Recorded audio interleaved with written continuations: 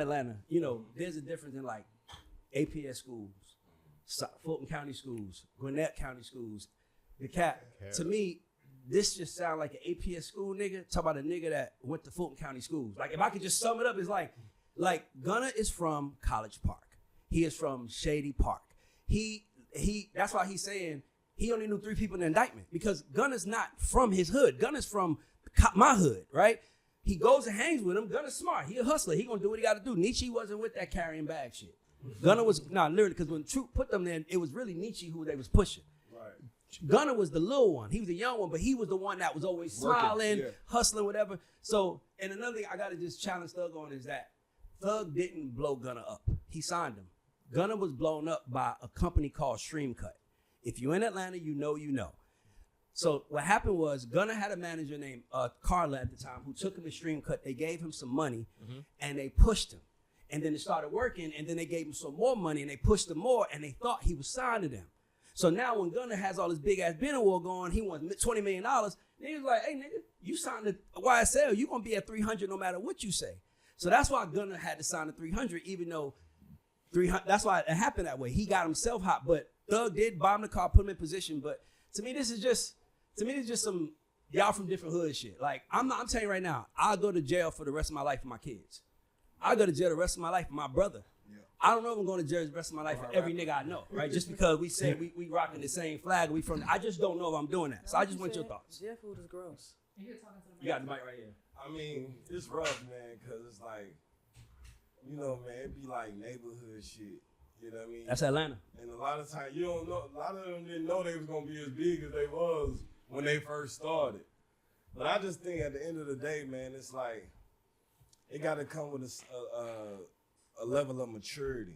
Like, you know, I don't look at Gunna the same way a lot of people look at him, because it's like, if you a backpack rapper and you like, let's just say if you like JID and JID a blood, and the motherfucker said, hey, we a gang. Yeah. Then it's like, why are you telling these folks? What are you talking about? Yeah. But if you slack and shit on shit, you throwing it up, you got it all red, it's like, nigga, if you look like a chef, you a fucking cook. For 10 years, then the feds call you a chef. You know, I ain't a chef. Yeah. I'm a motherfucking painter. Like, nah, you a chef. You been having cooking utensils. You been in the restaurants for the past 10 years. I'm gonna look at you as a chef. Yeah. So it's like, I feel like they already had told on themselves on YouTube, on videos, for sure, moving around the city, you know, just was what it was. So it's like, it's almost like, I tell my buddies all the time, like, it's crazy skies in here, because he known me since I was a kid. Right. It's like, man, sometimes you done did so much shit, and you read through that paper, and you're like, God damn, they only got us for this. Yeah, we did that. Exactly. You know what I mean? Exactly. A lot of times, when you tell them folks you ain't did it, they go digging some more and really found some shit you done did. Exactly. So a lot of times, niggas just going to cop out on some like, damn, I read the paper, this is all they got on us? Yeah. All right, we did that. Yeah. You know what I mean? So that's how I look at it. A lot of them niggas taking pleas is like, Fannie Willis, them, and Clyde, I tell people, them women, they don't fucking know what's going on. Yeah. Okay, you can hear about it, but if you ain't a man, you ain't really in the streets like that. Understand pride of a man and how they, it becomes ignorant to you. You know, the whole DA was women. It's like, y'all don't know what the fuck going on. Y'all just I'm glad you said that, because nigga, they did the most gangster woman shit ever. Right. Oh, we can't beat you in trial. We gonna leak this gossip, nigga. Yeah, in public. Like a mad girlfriend. We gonna leak this gossip, nigga. Oh, we gonna leak this gossip. We gonna tell. Oh, we couldn't beat you in trial. We gonna get everybody. We gonna tell everybody what you really said about them. Even though a nigga in jail, when you in jail, you might say any goddamn thing. Right. I hate that nigga. Like, it's like you in jail. 3 hours later, you're like, I'm sorry. Yeah, I don't hold Thug accountable for that either. Yeah, with that, I'm gonna say this. Like, what I wish is that Thug could see what he's done, right? On the negative side, you see what all that shit did. You see the shit it got you into. Okay, now just be quiet and do music. And I don't think that we should be, because I see a lot of people saying, oh, he's done. We forgive everybody else but our own. But let me tell you something. Go make some music. Let me tell you why he feels that way. He feel like he made Gunna.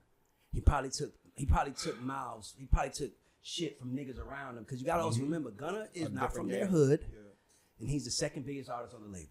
Yep. So imagine how much. So imagine this the time when now Gunna gonna earn his stripes. Now Gunna gonna show us that he really YSL, and he the first person to take the plea. So now I can see what Bob at that moment is like, nigga, I done brought these niggas. Told you niggas you was good, and now you the first nigga to go. I can understand why he hated him. He hurt though. He hurt, and I can hear it in his voice. And I'm not in any way trying to make Thug a victim, but we also got to look at the positive part. Thug help a lot of people. He take care of a lot of people. Come on. He does. He takes care of a lot of people. So I don't think niggas should just be ready to throw him away. And especially, I know he's embarrassed as shit because them phone conversations. Man. But again, everybody in here done pillow talk with their chick. Come on. They just leaked his. If the Thug is smart, let me tell you what Thug would do.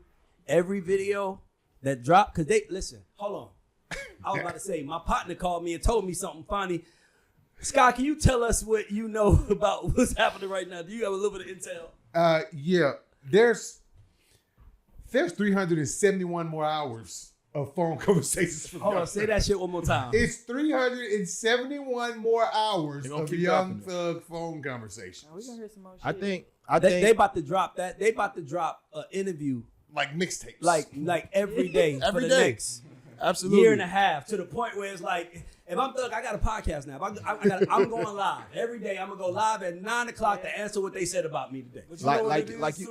But he was just bored, y'all. He was in jail. Come on, 23 hour lockdown by yourself. That do something to your mind. You just talking. You gonna be talking and be talking. Imagine being in this room. He might not even agree with half of the shit he was saying. By the way, the toilet is right there. Talking.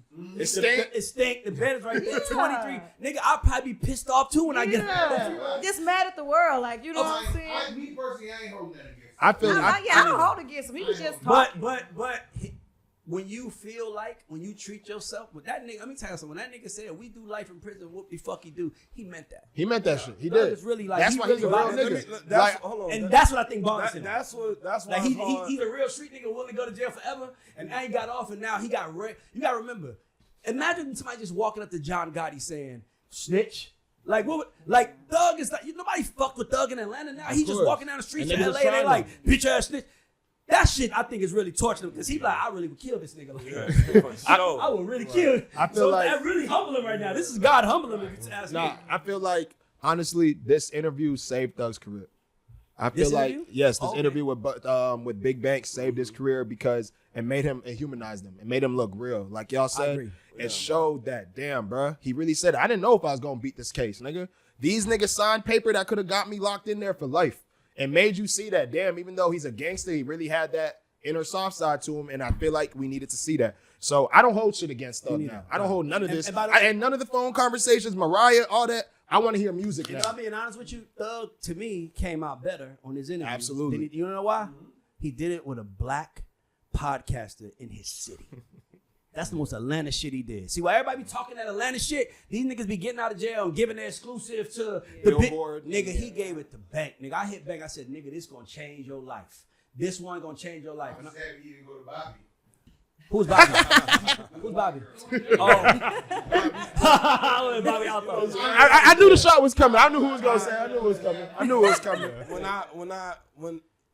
When he was saying it's hard for him to put out music, I think this is what it comes back to, the music side of things.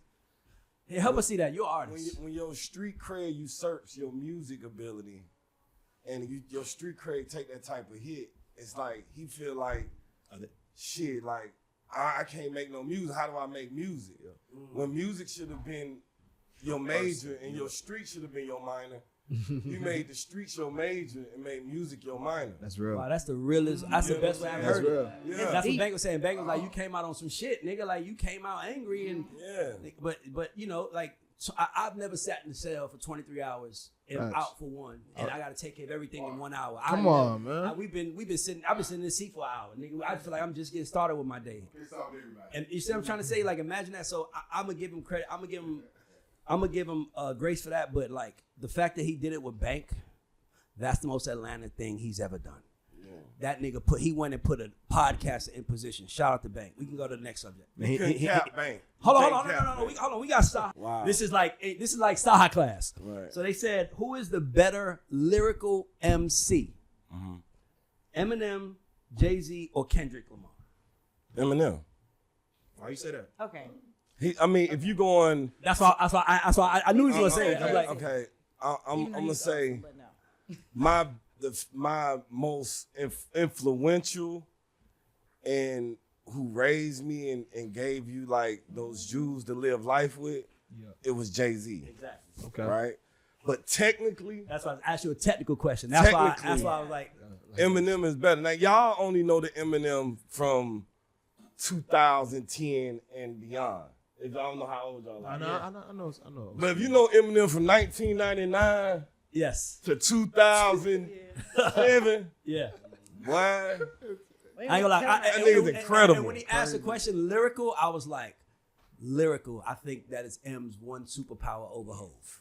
yeah. Like I think Jay-Z would say, like, I ain't gonna lie, when it comes to the lyrical, I might be a 49, but he the 51. Yeah. Like, he got me by 1 point, so I would give it to him too. And they had another question. They said, what happened to the album that you said was done? That you said was coming. This is the chat. You know, Right, it's like right, they said, what happened to the album that you said was done? That you said was coming out? That hasn't come out yet. They want to know.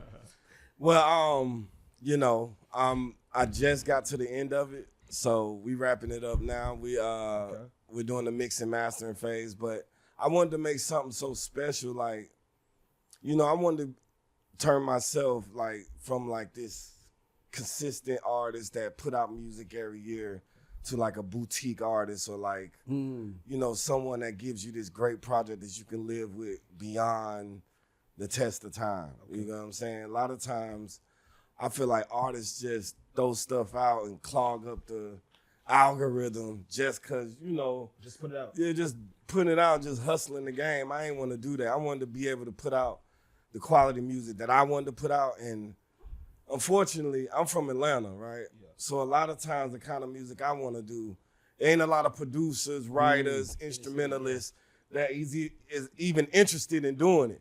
So you got to sift through to see, to get the people that can actually put this kind of body of work together. So that's what took my, you know, I feel like took my album so long as well. Can I ask a question? Yeah, go ahead. Yeah. Man, so like I ain't gonna lie, bro. What's up? That Good Music Cypher, dog. Like that was a moment for me in high school, 2010. That was my freshman year, bro. No cap. Me and my niggas all wore matching black suits to homecoming. Right, Because of right. that shit, bro. Oh, wow. Y'all niggas ate with that shit, bro. So I gotta know, bro.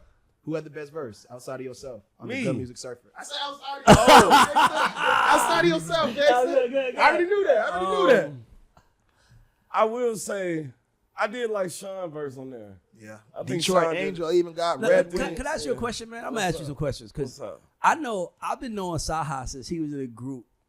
What was it? The gang? What was the group called again? Hoodlum. Hoodlum. I was gonna say Gangsta Jump, but Hoodlum. Hoodlum. I've been knowing you since you was in Hoodlum. I think I met you in 08. Right. How does it like? And I'm asking you because it takes one to know one.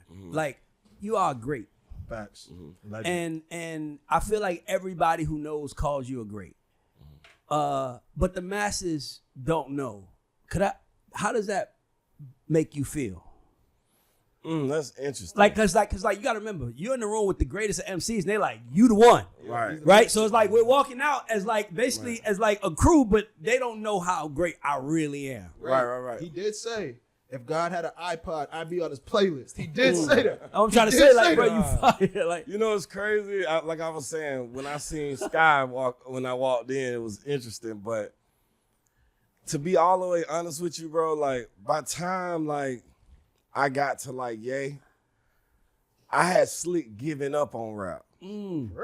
Yeah. He wasn't rapping like it, brother. I mean, that's because because it was extracting from you. Did you feel like the game I was had been extracting through from so you? much street shit, music shit, politics that like I was really supposed to have my break back in like 02, 03. Oh, that's what I'm saying. Like 04. Like that was my time where I was a young nigga getting offered, you know, Barry Weiss, L.A. Reid, yeah. you know what I mean? No, you was the hottest nigga in the group, so Yeah. everybody wanted you because you was Yeah. with some niggas. So Yeah, but I couldn't sign because I was connected with the streets in a certain kind of way that it was like slick life or death kind of vibe if I had signed a deal somewhere. So by the time I got out of that, that was just a lot of shit. By the time Ye found me, I was slick like, shit, I bring in the coffee. I carry the bags at this point. Is that why you said you still like, no matter what, you'll never turn against Ye? Yeah, for sure. I can't. I don't even know him like you do. Yeah. I never met him, and I won't turn against him. Yeah, for sure. Like I just like I can imagine you. Like, I don't get that, bro. From his first album, you can't make me hate him. This moment is surreal for me because I'm gonna tell you something. When he was a kid, I used to tell people all the time, he's the best in the world. Yep. I used to tell people that he was 15 years old. I was like, this one here, he's the best to ever do it. He's him. And they would look at me like I'm crazy. So I want to give myself a round of applause. We seen it from day one. Hey, I love Scott. Hey, look, he been that. And by the way, if you come to Atlanta and you talk to us like on the ground about like who we take pride in, when you say who's y'all lyrical guys, you're gonna say Dre. You might get a Cedar, but I promise you, right after that, they're gonna say CyHi. Yeah. They're gonna say, so for me, it's just like, do you think it would be different if you was from a different market? Like if you was from Detroit? Do you think, because Atlanta wasn't really known, because even as big as Dre was, Dre didn't come out the lyricist that that didn't happen to a Aquemini album. I mean, not the Aquemini album, ATL's album. Where he's like talking about, came into this world high as a bird of secondhand cocaine powder. I know it sounds absurd. Like that was when he kind of separated himself, in my opinion, from Big, where it was like, I think Dre might be a little bit better than Big. But no, Atlanta wasn't, the biggest lyricist to come out of Atlanta was Tip. Tip, yeah. He was 22, still a vet in the game. Tip was the big, but like, I feel like, and I think Tip would say this, his lyrical, he might have made it to high school and college with his lyrics, college degree, but your shit feels very master, very doctorate. Mm-hmm. So I'm like, how the fuck does that feel not getting, like, where are you at? Like, I just want to know. I mean, man, this is the best way I can explain it to people in the most simplistic form. It's like you could be a starter on the Orlando Magic, or you could be the 8th man on the Golden State Warriors.